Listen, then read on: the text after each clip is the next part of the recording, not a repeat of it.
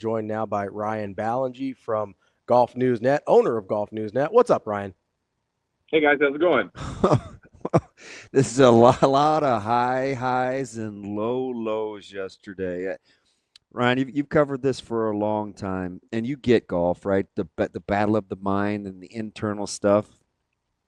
Have you ever seen a range like that in such a short amount of time that Rory himself had to manage on a course like Augusta before? No, honestly, And I don't no. want to be prisoner of the moment. I'm just trying to. I mean, he arguably hit two of the worst shots you've ever seen in a situation, three, on that stage, and then came back with one or two of the best.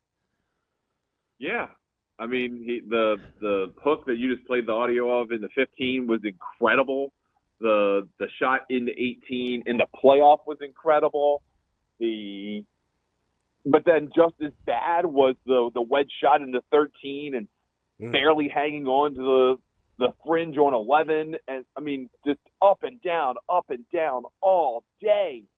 And then he finally figures it out when it mattered the most, when he absolutely had to have it. He hit the best possible shot he could have in the situation on 18 in the playoff, and then buries it. I mean, if you were a Rory McIlroy fan and you've been on any portion of the last 11 years journey following him play, that pretty much sums it all up right there, all in one afternoon, which is pretty incredible. Ryan, I want to stick on Roy here for a second. I'm wondering what your real-time thoughts were in a couple different spots. Number one, when we get to that three-way tie at 10 under after Rory had that five-stroke lead, now he's in a three-way tie at -10, and you're sitting there, what are the chances you're giving Rory in that moment? 15%. I mean, it felt like it had all slipped away, that somehow Ludwig Ober was going to be the Masters champion, or that McIlroy would be locked out of a playoff between Rose and Ober. At that point, I thought it had totally gone. And where he stood, standing in that second shot on 15, I think a lot of people, if you were there in person, probably figured, oh, he's just going to lay up. And then he's going to have to hit one of the hardest wedge shots on the golf course. And he already screwed that one up on 13. So then you start kind of thinking, well, he'll compound that and this will all be over real fast. And, it didn't work out that way. Now, I'm not saying he's Norman or Van de Velde for that matter, but going into this one, where had you put Rory's fortitude, kind of his mental prowess relative to his accomplishments up through yesterday? And that's a hard question. I mean, on one hand, he's the most prolific PGA Tour winner of his generation, right? I mean, before yesterday. And yet still, when it came down to it, in the moments that mattered in the four tournaments that everyone will remember you by, he didn't have it between the Open in 22, right, where it felt like the entire continent of Europe was pulling for him and he couldn't get it done against Cam Smith. Last year at the U.S. Open, I mean, he had a hand on the trophy, and he blows a short putt and then gets got by Bryson with his incredible bunker play on the 72nd hole. It just kind of felt like the evidence was piling up that this skid that goes back to went back to 2014 until yesterday was just never going to end, and that was he was going to have blown this incredible opportunity once again to end that skid. And I don't know if, I mean, I think we're, again, prisoner of the moment, think, well, okay, he's exercised that demon, so surely there are no demons left. This is the ultimate one. Well, I think that may be oversimplifying it a little bit, but it sure feels like today that Rory McIlroy, the competitive golfer, 35 years of age, and now a career Grand Slam winner, is a whole lot different than the guy who could have blown it yesterday and still had four majors. When because we kind of forget about this because he ends up winning the playoff, right? But as he's standing over the putt to win it at 18, I kind of want to go percentages again. Like, how much confidence do you have he was going to make that in that moment? In the playoff, or no, the first one, the one that he missed that ended up forcing the playoff. 20%. It just kind of felt like, and I think I tweeted this right after. maximum pain. Like, we're going to go all the way with this. This is not going to come to the logical conclusion that we think it should. That's a hard putt. That is not an easy putt, by the way. I think that putt actually gets harder. It's not too different of a line than the one Rose made to eventually force the playoff, but the putt is almost easier the longer it is. You have to kind of be really particular on that putt. So I didn't really give him a very good chance of making that. And surely he booted it, but then redeemed himself in the playoff hole. Golf seems to be a lot more forgiving because of its degree of difficulty, but you'll hear this question in team sports a ton. Did such and such a team choke or lose it, or did this other team win it? When you look at DeChambeau's round yesterday, and listen, he's not going to be the story because of the brilliance of what happened to the good yesterday, and maybe that's a good thing for him. But when you look at that round, how buried or how forgiving should we be given how Bryson played on Sunday? I mean, I think the signs of the cracking were happening on Saturday. He shot 69 on Saturday, I think, and that was probably the best round he could have shot with what he had that day. It took a Herculean effort on 18, right? Yeah, he found himself in the final pairing by the grace of making a 45-footer. Yeah. That was a bonus putt. Otherwise, it's him and it's McIlroy, probably Corey Connors in that final pairing, and maybe that feels a little different. But I think Bryson probably relied a little too much based on kind of the retelling of it, of what happened at Pinehurst last year and the crowd working for him. And he thought the same thing was going to happen yesterday. And to a degree, it did, until McIlroy fell behind. And then it seemed like on a dime, the patrons turned almost universally in favor of McIlroy. And I think that threw off Bryson. I think what also threw off Bryson is he thought he was going to somehow chat his way up with McIlroy, who's generally very friendly. But he's not a big Bryson fan, and he had a mission in mind, and he was not going to kind of play that game. And I think both of those things got into Bryson's head, on top of what happened toward the tail end of the Saturday round, where you could tell he didn't have it. And he just realized, hey, I don't have it. I'm not winning this thing. And that he kind of ejected himself fairly early in the conversation. How much does the way Bryson played yesterday, in your mind, impact a guy like Rory, who still is obviously in contention and winning it? I have to imagine it throws off at the very least his rhythm a little bit when Bryson isn't playing well. Like, how much of a factor is that? Because it's not something I hear people talk about a ton. Yeah, everyone handles it a little bit differently. I mean, it is a momentum game, right? I mean, it is a mental sport. You see someone playing poorly, it's kind of hard to bring yourself way above the level of your competition when they're just kind of stumbling along.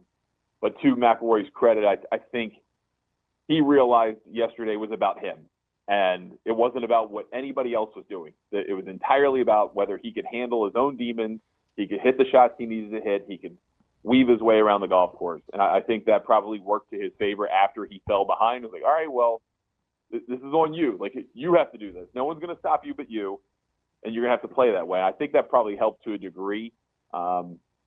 If they were both playing poorly, if they're both going really horribly, then I think they would both just drag each other under.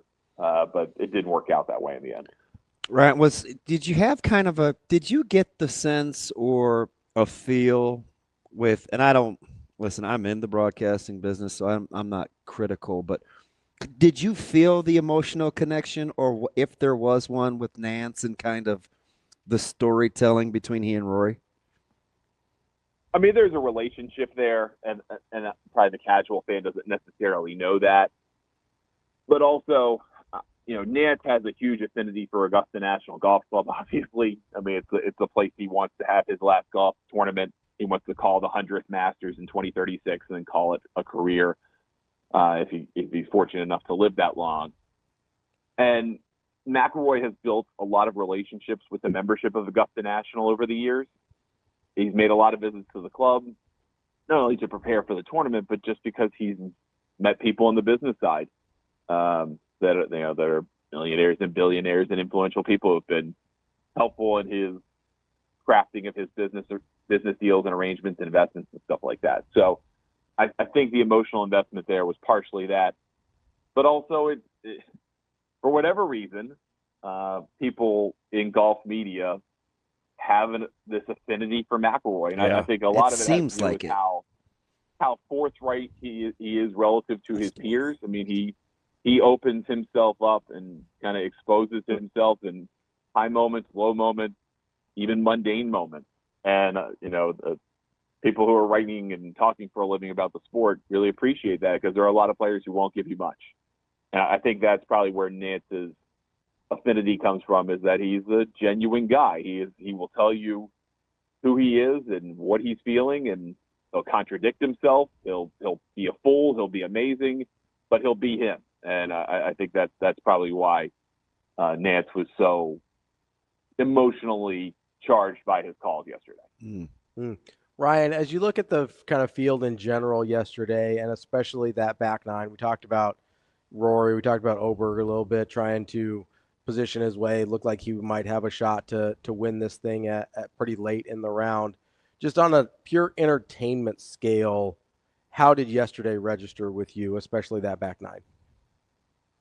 Oh, man, you couldn't ask for a whole lot better. I mean, I think in terms of best master, so I was born in 1983. So, I probably started watching golf in 1996 with Faldo beating Norman as he fell apart. I mean, in terms of the Masters that I've watched over 30 years, I don't think you had a better one. I mean, depending on what you felt about the ultimate winner is probably where you rank this one, right? I mean, for me, 2019 is the best Masters there's ever going to be, because of Tiger winning probably one last time. The 86 Masters, anytime it's on TV, I will drop what I'm doing to watch it, because I think it's that special. I don't know how I'm going to handle watching the 2025 Masters back once we get 1 year, 5 year, 10 years removed, because it was such a just roller coaster from beginning to end. And you know what's going to happen, obviously. We all saw it, but watching it back, the emotions of it will be pretty interesting, I think. But you couldn't have asked for, those are kind of the top three of my lifetime. 2004, with Phil's comeback on the back nine to get it done. Those are probably the top four. And then kind of depending on how you feel, is Tiger completing the Grand Slam in 2000, or the Tiger Slam in 2001? Is it 1997 when he won by a dozen? Is it someone else that just registers with you? But it kind of feels like it's got to be in the top three of my lifetime. And it interestingly enough, happened in the 50th anniversary year of the 1975 Masters, which a lot of people consider the best Masters ever played. So let me ask you something, Ryan. Going forward, and I get the 3.5 year age discrepancy, but if it's from a trust standpoint, to play a key role in pushing for major championships, if you're concerned about either, but who would you take between Hovland and Justin Thomas? That's an interesting question. I guess Justin Thomas, because he's done it twice, right? And we're about to go play a major next month at a place where he's won one of those two PGA championships at Quail Hollow. I think Victor Hovland has not quite settled on his path forward, technically speaking. He still he loves searching for answers, and almost searching for answers to questions no one's asking. He's in that space in his career, which makes him a fascinating player, but makes him really hard to trust on the biggest stages. That all said, he had a solid week this week. Maybe some things are starting to come together for him. He's got a bright future, I think, and I think he will win a major someday. I think what he did last year at Valhalla demonstrated he's got that in him. I just don't know how quickly he's going to kind of settle into realizing that he's a world-class player and doesn't have to go search for perfect. He's pretty great the way that he is. What is it about? What would you, if you're JT, he's constantly working at his game, right? Like the guys on the tour talk about he loves to play and he's kind of got a little closet grimy aspect to his game. What would you tinker with if you're Justin Thomas? It always seems like he's on the heels of, people talk about his talent, and I don't know. I look at the two wins in the same major, and I don't want to poo-poo that. It just seems like he's one of those guys I expect and want more from. My personal view is he has all the shots. I mean, he has all the game to win.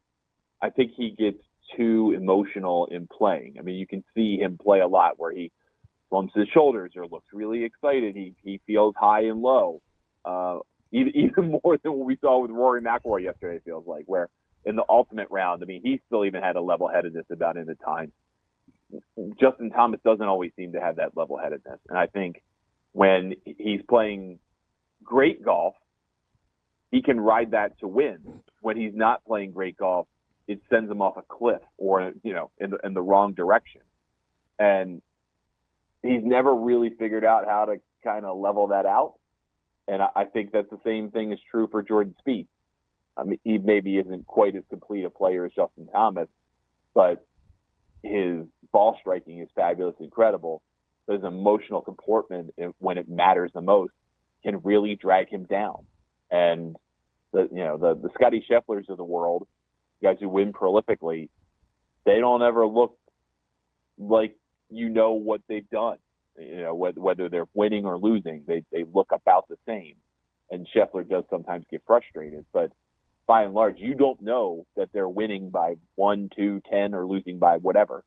And I think that at this stage of the game, that emotional maturity has already either happened or it's not going to happen. And I think that's my fear about Justin Thomas. How about those range of guys? And I'll put Fleetwood in there because I think he's 33 or 34, like right in that 31 to 33, 34 years old that are super talented that you're thinking, man, these guys can really, really be good. I don't know if it speaks to the depth and quality of golf or just how hard it is, in fact, to be good over an extended period of time. It's really hard to be good for a long time. I mean, it's really hard to be good for a long time. That's one thing. It's almost impossible to be great for a long time.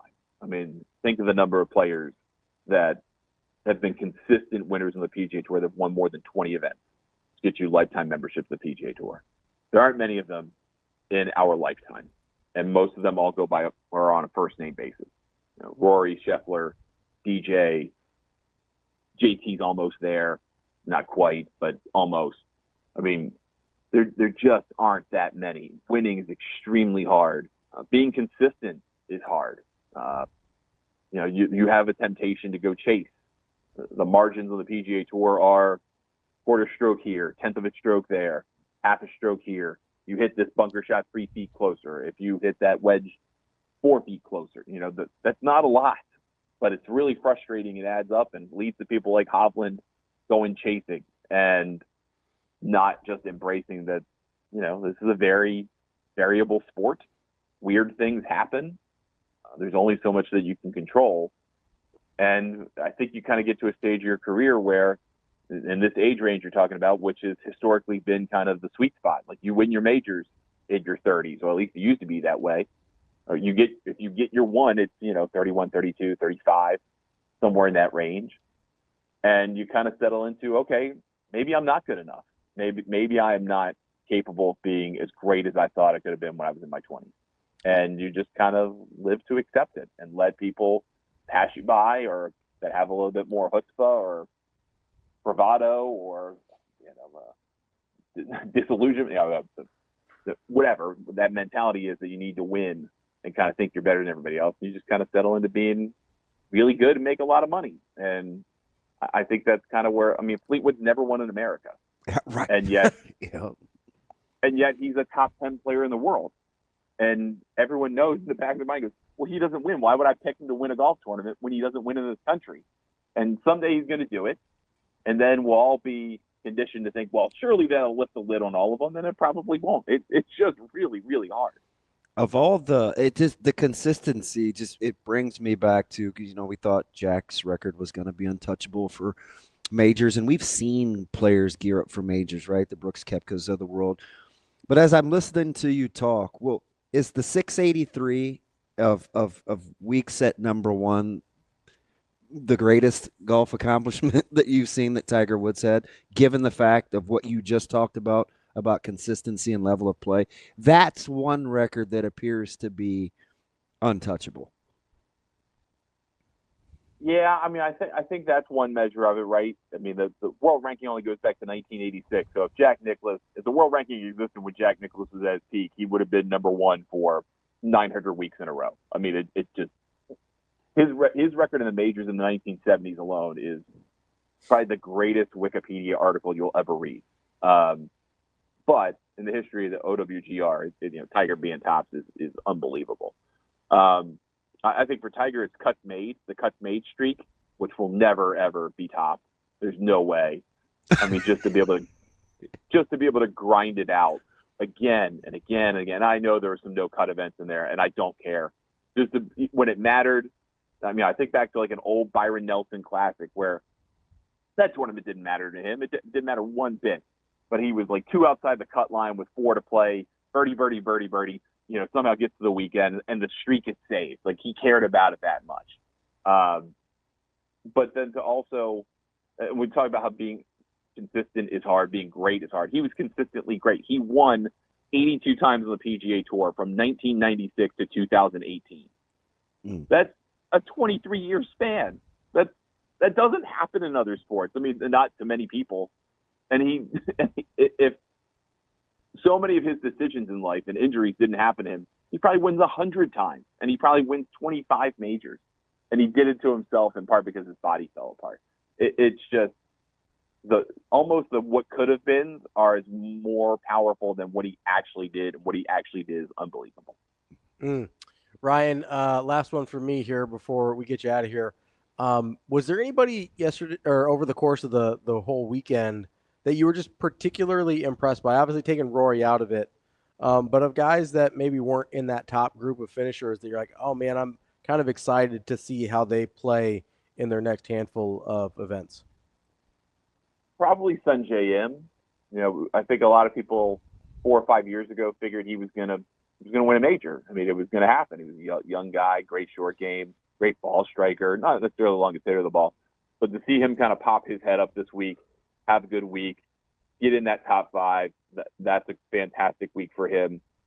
I am, not that this guy's an up-and-comer, obviously he won 2 majors last year, but it was nice to see Xander Schauffele play really well, particularly on the weekend.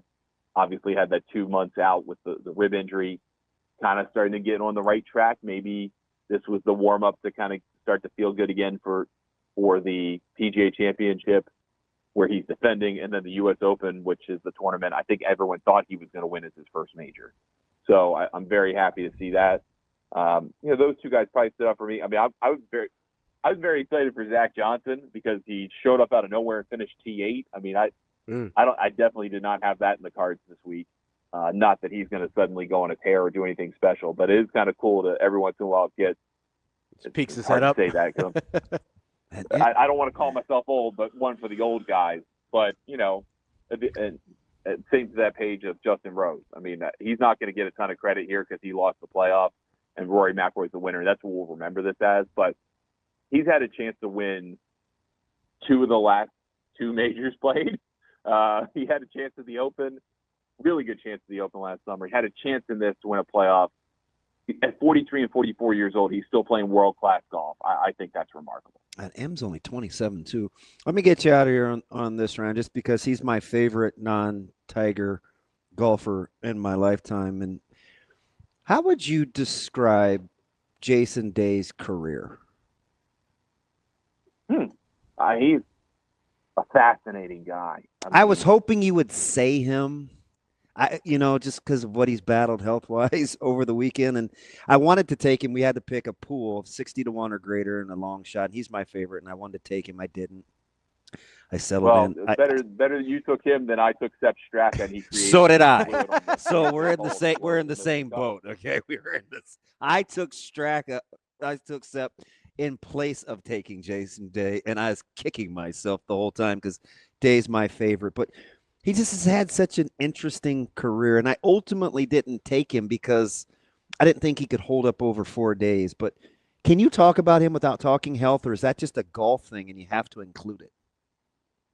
I mean, I think he just had such a fascinating career from a guy that he probably should have won the Masters before he became number 1 in the world. He probably should have won the 2011 Masters. If Charles Schwartzel doesn't come along, he does win the 2011 Masters. Maybe that changes his entire life.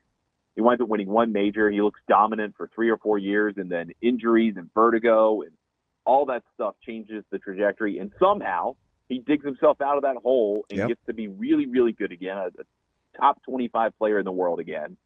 And yet it feels like that story's been written. But, I mean, you could also see a world where he goes and picks up another, a PGA championship or wins an Open out of nowhere or something like that. I still think the game is there, but he is also so much of a family guy that I feel like once that probably fire got extinguished with the injuries, it's so hard to get it back. It's so hard to just decide, okay, I'm going to be in this for me again and go do everything I got to do to be top 5, top 10 player in the world. I don't know if he's still got that gene in him. I don't think that he does, but he's still a hell of a player, and maybe on the right day or the right week, he can do it one more time. That's Ryan Ballengee, owner of Golf News Net. Ryan, great stuff. We appreciate it as always, and hope you enjoyed the weekend as much as we did. Oh, it was awesome. Thanks, guys, for having me on. Appreciate it. Thanks, Ryan.